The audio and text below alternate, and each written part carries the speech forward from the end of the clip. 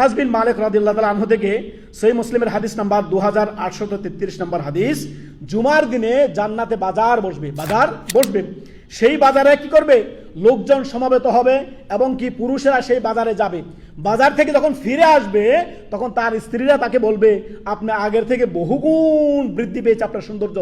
এই যে আপনার যে হাওয়া বাতাস এসছে, সেই বাতাসে আপনার পুরুষের সৌন্দর্য, রূপ, লাবণ্য তাদের বৃদ্ধি পেয়েছে। সুবহানাল্লাহ।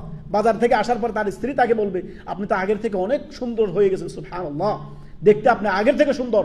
সুবহানাল্লাহ। তারপর স্ত্রীরা স্বামীকে বলবে যে আপনিও তো আগের থেকে, স্ত্রী বলবে স্বামীকে যে আপনি তো আগের থেকে অনেক সুন্দর হয়ে গেছেন। তারপরে স্বামী বলবে উল্টো তার স্ত্রীকে, তুমিও আগের থেকে অনেক গুণে তোমার সৌন্দর্য বৃদ্ধি পেয়েছে, তুমিও অনেক সুন্দরী হয়ে গেছো। সুবহানাল্লাহ।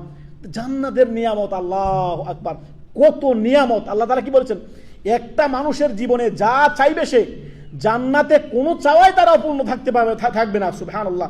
এমন কোন চাওয়া মুমিন বান্দার জান্নাতে তার অপূর্ণ থাকবে না। সুবহানাল্লাহ। আল্লাহ রাব্বুল আলামিন সূরা ফুসসিলাতের আয়াত নম্বর 31 কি বলেছেন?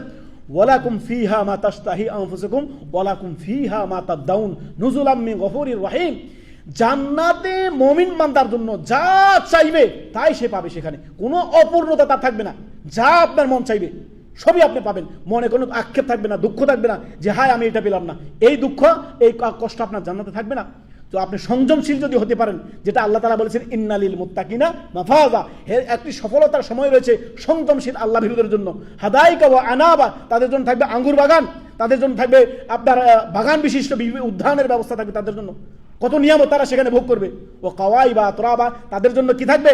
সমবয়সিকা আপনার হুরইন, জান্নাতের রমণী থাকবে। আল্লাহু আকবার। তো দুনিয়ার এই সমস্ত নোংরামি থেকে, দুনিয়ার জেনাবে বিচার থেকে নিজের নাফসকে মুক্ত রাখবেন, আল্লাহর গোলামি করবেন, রাসূলুল্লাহ সাল্লাল্লাহু আলাইহি ওয়াসাল্লামের ইত্তেবা করবেন, শয়তানের গোলামি নয়। নাফসের হাওয়ার প্রবৃত্তির পূজা করবেন না কখনোই। আল্লাহ আমাদেরকে বুঝার তৌফিক দান করুন। আল্লাহুম্মা আমিন।